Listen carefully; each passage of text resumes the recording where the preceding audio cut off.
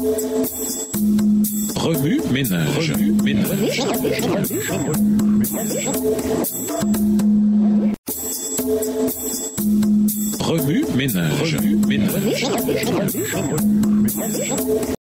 Bienvenue à votre émission Remue ménage. Nous voilà à la leçon 6, un hôtel brisé restauré. Lisons un roi, le chapitre 18. Un roi, le chapitre 18. Bien des jours s'écoulèrent, et la parole de l'Éternel fut ainsi adressée à Élie dans la 3e année. Va, présente-toi devant Akab, et je ferai tomber de la pluie sur la face du sol. Et Élie alla pour se présenter devant Akab. La famine était grande à Samarie. Et Akab fit appeler Abdias, chef de sa maison. Or, Abdias craignait beaucoup l'Éternel. Et lorsque Jézabel extermina les prophètes de l'Éternel, Abdias prit 100 prophètes qu'il cacha, 50 par 50 dans une caverne, et il les avait nourris de pain et d'eau. Akab dit à Abdias, va par le pays vers toutes les sources d'eau et vers tous les torrents. Peut-être se trouvera-t-il de l'herbe, et nous conserverons la vie aux chevaux et aux mulets, et nous n'aurons pas besoin d'abattre du bétail. Verset 6. Ils se partagèrent le pays pour le parcourir. Akab alla seul par un chemin, et Abdias alla seul par un autre chemin. Comme Abdias était en route, voici Élie le rencontra. Abdias, l'ayant reconnu, tomba sur son visage et dit, « Est-ce toi, mon seigneur Élie ?» Il lui répondit, « C'est moi. Va, dis à ton maître, voici Élie. » Et Abdias dit, « Quel péché ai-je commis pour que tu livres ton serviteur entre les mains d'Akab, qui me fera mourir? L'Éternel est vivant. Il n'est ni nation, ni royaume où mon maître n'est envoyé pour te chercher. Et quand on disait que tu n'y étais pas, il faisait jurer le royaume et la nation que l'on ne t'avait pas trouvé. » Verset 11. Et maintenant tu dis, va, dis à ton maître, voici Élie. Puis lorsque je t'aurai quitté, l'Esprit de l'Éternel te transportera, je ne sais où, et j'irai informer Akab, qui ne te trouvera pas et qui me tuera. Cependant, ton serviteur craint l'Éternel dès sa jeunesse. N'a-t-on pas dit à mon Seigneur ce que j'ai fait quand Jézabel tua les prophètes de l'Éternel? J'ai caché 100 prophètes de l'Éternel, 50 par 50, dans une caverne, et je les ai nourris de pain et d'eau. Et maintenant tu dis, va, dis à ton maître, voici Élie, il me tuera. Mais Élie dit, l'Éternel des armées, dont je suis le serviteur, est vivant. Aujourd'hui, je me présenterai devant Akab. Verset 16. Abdias étant allé à la rencontre d'Akab, l'informa de la chose. Et Akab se rendit au rendez-vous d'Élie. À peine Akab aperçut-il Élie qui lui dit, « Est-ce toi qui jettes le trouble en Israël ?» Élie répondit, « Je ne trouble point Israël. C'est toi au contraire et la maison de ton père, puisque vous avez abandonné les commandements de l'Éternel et que tu es allé après les Baals. Fais maintenant rassembler tout Israël auprès de moi, à la montagne du Carmel, et aussi les 450 prophètes de Baal et les 400 prophètes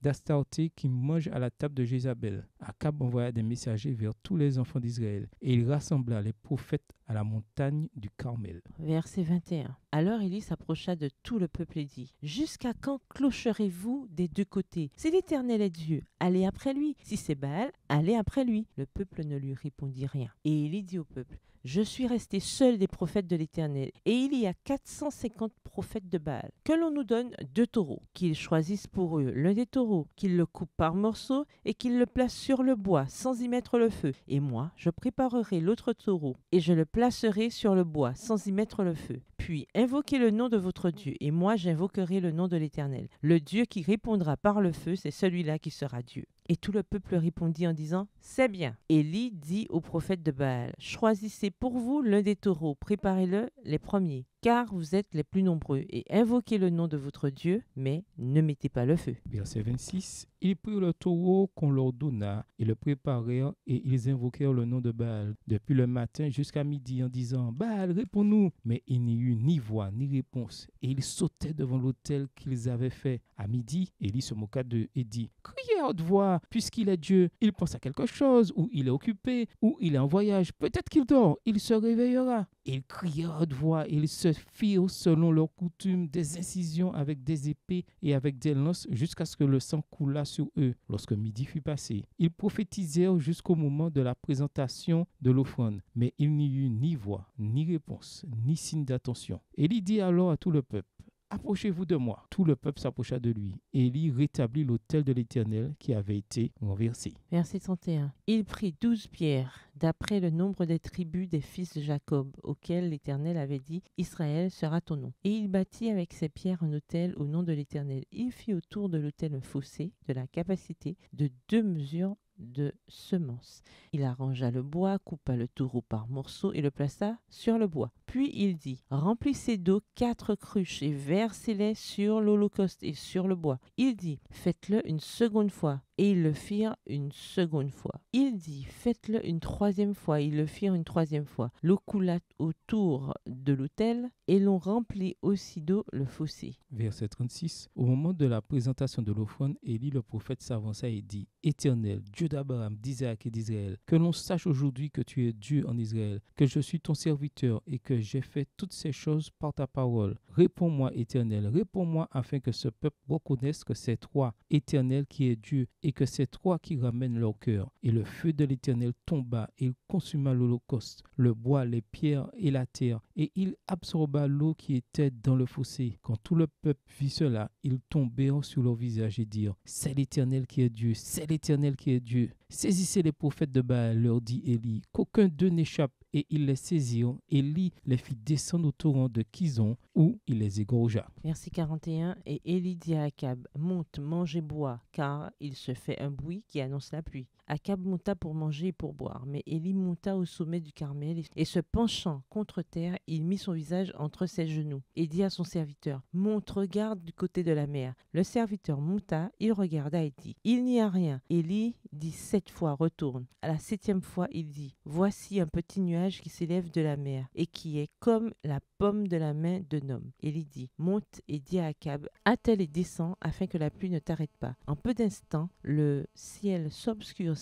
par les nuages, le vent s'établit et il y eut une forte pluie. Akab monta sur son char et partit pour Jisréel. Et la main de l'Éternel fut sur Élie qui se ceignit les reins et courut devant Akab jusqu'à l'entrée de Jisréel. Introduire, reconstruire l'autel. Avez-vous déjà rencontré quelqu'un dont le lien avec Dieu semblait incroyablement fort? Vous sentiez la présence de Dieu lorsqu'il était là. Et lorsqu'il partait, vous aviez l'impression d'avoir une petite panne d'électricité spirituelle. J'ai eu la chance d'avoir rencontré plusieurs personnes de ce type, mais peu ont égalé Sandy Robinson. Le pasteur Robinson était un représentant évangélique qui dirigeait des groupes de jeunes adultes dans la vente de livres spirituels. Lorsque je l'ai rencontré, il était le représentant en marketing de Message Magazine, revue Message, une publication adventiste destinée aux Afro-Américains et la plus ancienne publication religieuse noire de l'Amérique. J'étais alors un jeune stagiaire et le pasteur Robinson s'est intéressé particulièrement à moi. Ses histoires me fascinaient. Il s'était souvent retrouvé dans les situations les plus improbables et Dieu était intervenu miraculeusement en sa faveur à maintes reprises. Je n'oublierai jamais le jour où le pasteur Robinson a partagé avec moi quelque chose de vraiment transformateur. Il était père de 7 enfants. Tous avaient réussi et étaient fidèles à Dieu dans leur vie personnelle. Je me souviens lui avoir demandé, « Monsieur Robinson, comment avez-vous fait pour élever une famille aussi impressionnante ?» Il m'a regardé et est resté silencieux pendant un instant. Puis il a doucement commencé à m'expliquer. Mon fils, ce n'est pas nous, c'est Dieu. C'est Dieu qui a tout fait. Nous avons un autel dans notre maison. Sa réponse m'a totalement pris au dépourvu. Je lui ai demandé de m'expliquer. Nous avons un endroit dans notre maison où ma femme et moi nous réunissons pour prier pour notre famille. Ainsi, le pasteur Robinson attribuait toutes les bénédictions dont jouissaient ses enfants, tous leurs dons académiques, son merveilleux mariage, tout autant qu'il passait avec Dieu à leur hôtel familial. Alors qu'il poursuivait la conversation, je me suis dit, il y a quelque chose qui ne va pas du tout dans ma vie spirituelle. Mon autel était brisé. À ce moment-là, j'ai su ce qu'Élie savait en gravissant le sol desséché du mont Carmel. Le changement commence par la reconstruction de l'autel. Cette semaine, nous allons explorer le moment où Dieu a envoyé un prophète pour reconstruire l'autel brisé des Israélites et pour restaurer leur relation avec lui. Remue-ménage. Écrivez 1 Roi 18, les versets 30 à 40, à partir de la version biblique de votre choix. Si vous êtes pressé, écrivez 1 Roi 18, les versets 31 à 33. Vous pouvez aussi paraphraser ce passage avec vos propres mots, en tracer les grandes lignes ou en faire une carte heuristique. Au revoir. Et à demain si Dieu veut. Remue ménage. Remue ménage.